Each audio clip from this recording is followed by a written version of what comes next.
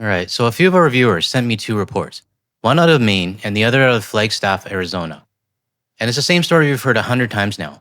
A disappointing summer, profits down, and yet somehow the report ends on a positive note. The same recycled narrative, and is exactly why I started this channel in the first place, to call out the bullshit coming out from the US media that keeps pretending everything is fine when it's clearly not.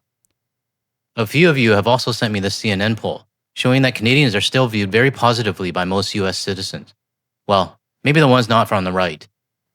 So today, I'm going to break down all of these reports and give you my thoughts, and show you why the media spin doesn't match the reality. Today's background comes from David, who sent this photo in from Gimli, Manitoba. I love how green everything looks, and he even managed to catch the rainbow. Really appreciate you sending this over, David. Before I get into today's topics, I want to give a quick shout out to another content creator, a channel that a lot of you have actually mentioned to me before. Last night, I came across a video from House of L, which I know many of you are already subscribed to. I believe she's based in the UK, but she does talk a lot about Canada in her videos. Her video titled, "I was told to join Midas Touch," really caught my attention, mainly because so many of you have told me the exact same thing in the past. When I was around 10K subscribers, I actually reached out to Ben over at MTM, just to see if he'd be interested in getting a perspective from an everyday Canadian like me. I never heard back. And then a few weeks later, he started doing collabs with Charlie Angus. Fair enough. He's got the political background and I don't. But when I mentioned this a few months ago, many of you said the same thing that Elle's audience said to her, go join MTM. And I thought about it, but being part of a big network like that probably wouldn't mean I couldn't be fully myself. Maybe I'd have to reveal my identity, which is something I'm still not comfortable doing. Or maybe they wouldn't let me have the cats in the background. I don't know. So when I saw Elle's video, I could totally relate to when she says she wants to stay independent. And I also feel the same way as well. Now, she mentioned in her video that her big goal is to hit 50K, and I want to see if we can help her get there. She's currently sitting at about 37.9K as I'm editing this video. And she's amazing at breaking down the Canadian trade, politics, and all the data behind it. She's way better than I am at it, and I'm being honest here. So if you're watching this, head over to her channel and subscribe. Tell her Guard the Leaf sent you. She's a creator I definitely consider an ally to Canada. Let's see if we can help her get closer to her 50,000 goal. All right, let's get started with the first report. Here. So what are you talking about? Net popularity in the United States. Well, Canada is far more popular than Donald Trump is here in the United States. Look at this. The net popularity rating of Canada is plus 49 percentage points. Look at the net popularity rating of Donald Trump here in the United States. It's minus 10. We're talking about Canada coming out nearly 60 points ahead on the net popularity rating versus Donald Trump here in the United States. When you pick on Canada as a United States president, you are picking on a country that the American people adore. They adore Canada. Canada has always been a friend to the United States, at least during our lifetimes. And when you're going after Canada, you are going against someone who is far more popular than you are with Donald Trump. Pretty much every single time among most Americans, Americans will choose Canada over Donald Trump, yet Trump has decided to pick yet another fight with somebody or some entity or some country that is more popular than he is. Except for those on the right, who probably want to see Canada as their 51st state instead. Now let's not forget, this is a CNN poll, and most of their audience is already against the current Trump regime. I'd like to see this poll done, but like on both sides, and see what the actual number is. But I did want to show you this to remind everyone that we do still have allies in the United States. I'll admit it, there are times when my emotions get the better of me, and sometimes I just want to say, you know what? Fuck it. This is your problem. He's your president. But once that anger cools down, I remember all the messages and emails I get from my US viewers. People saying, we're sorry for what our country's doing to Canada. Keep boycotting. We don't deserve your friendship right now. I sometimes go back to these messages and read them because they remind me that there's still a human side to all of this, beyond the politics and beyond the government level bullshit. And it's those people, our allies in the US, that remind me that we need to keep strong in our boycott while supporting the ones who actually stand for Canada.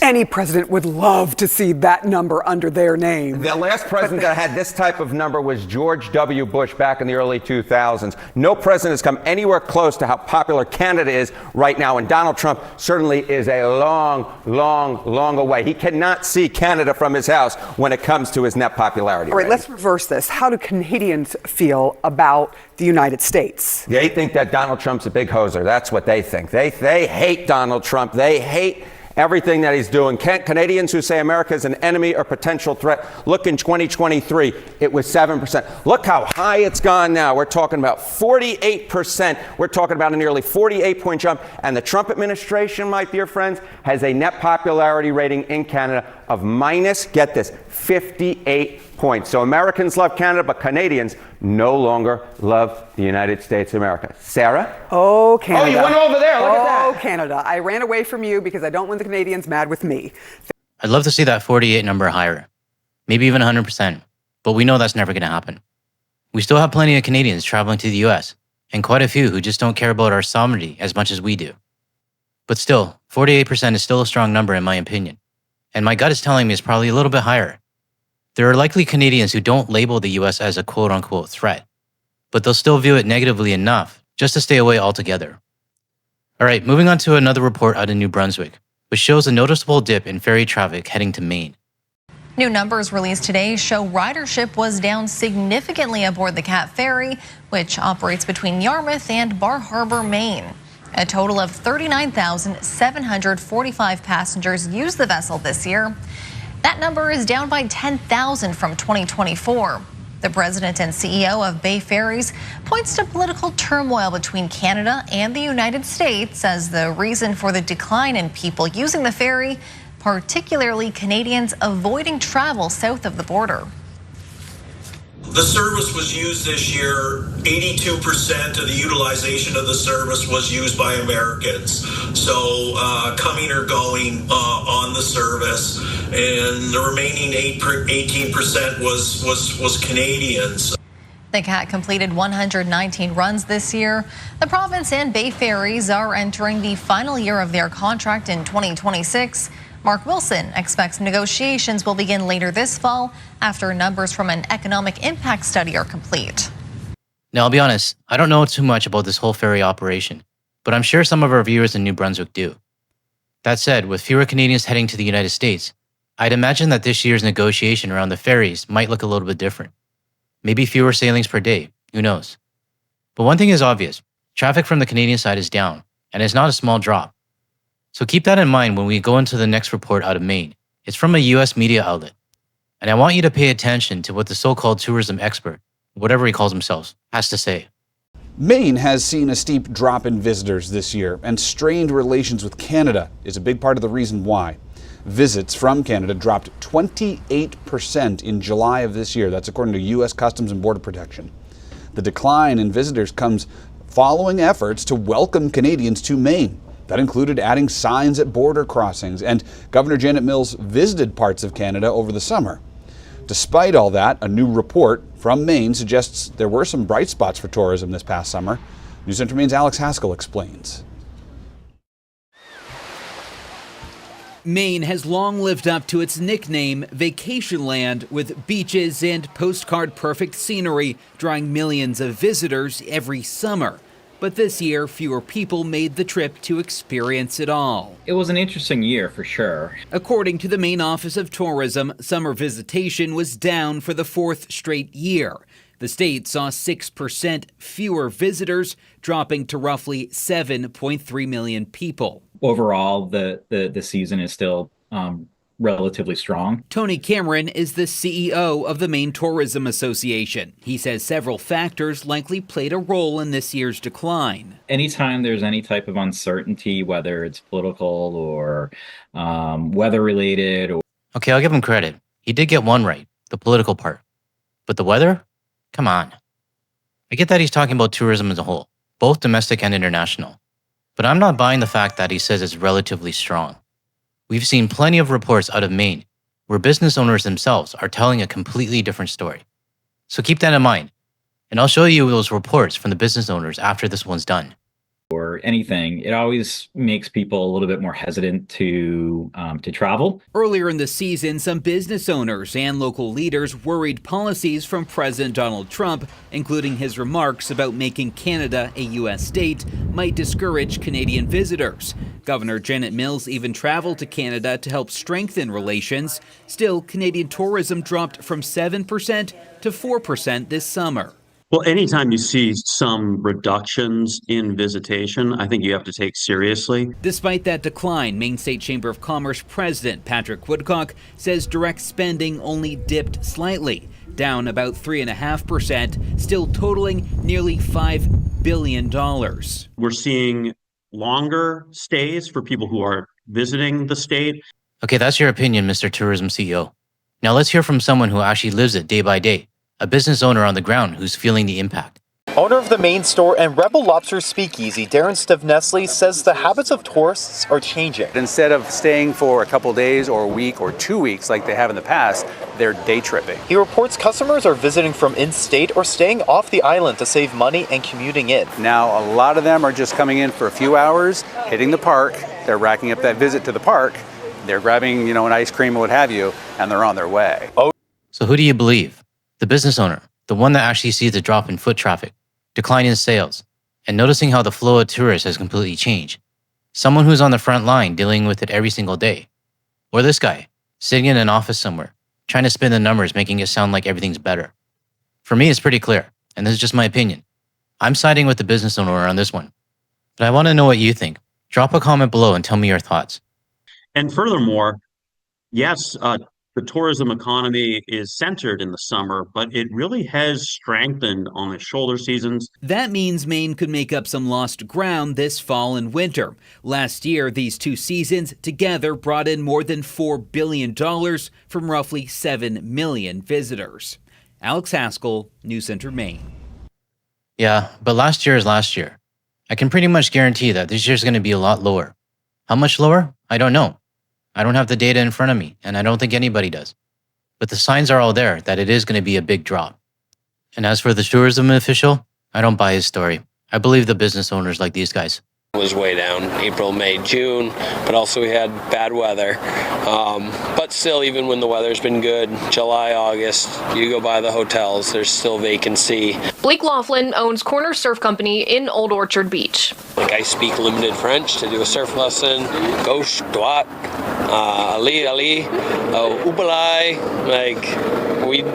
Because we have all Canadians, and now we have none. It's very bad, no business. No Canadian, no business, very tough. He says outside of that, this year has already been challenging, with a rainy start to the season and economic concerns. But combined with fewer Canadian visitors... The worst year we have. We never have a year like that. Very, very, very bad. Even worse than the COVID. So you be the judge on who you'd rather believe when it comes to the state of tourism in Maine. All right, let's head over to Flagstaff, Arizona, where their snowbird season should be starting up pretty soon.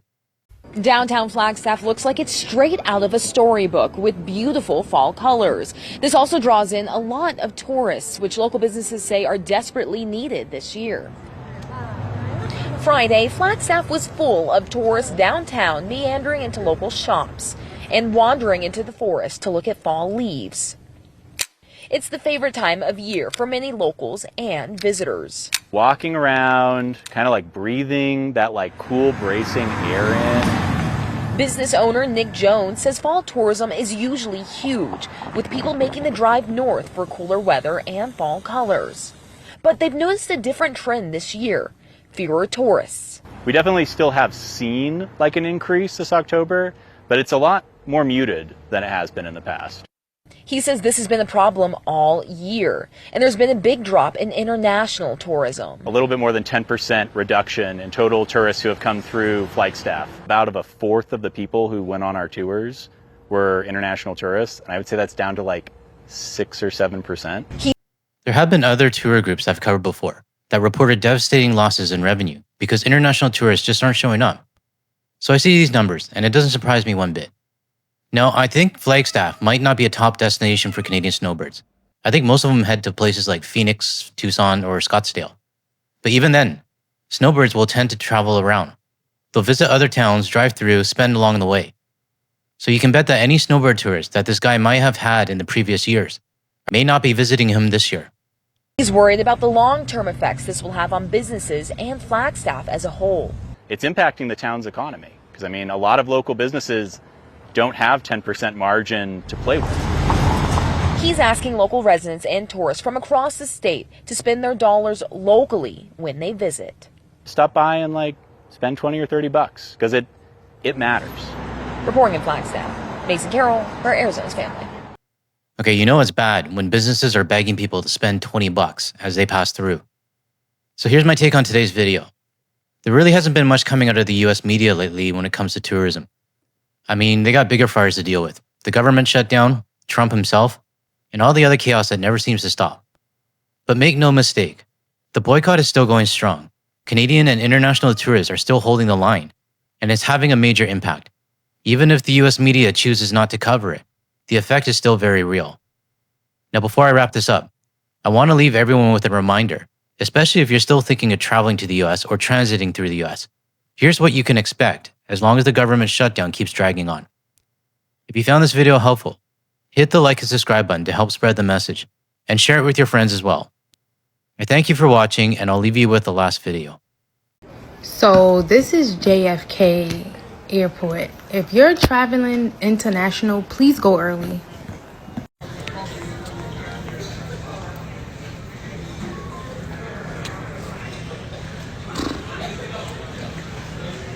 We hit. It's over with.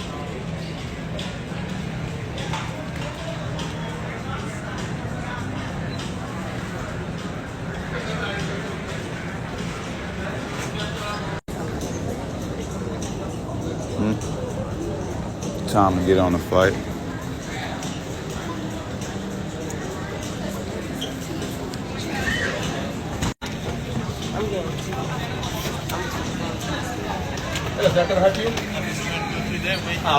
I'm just trying to go through that way. That way.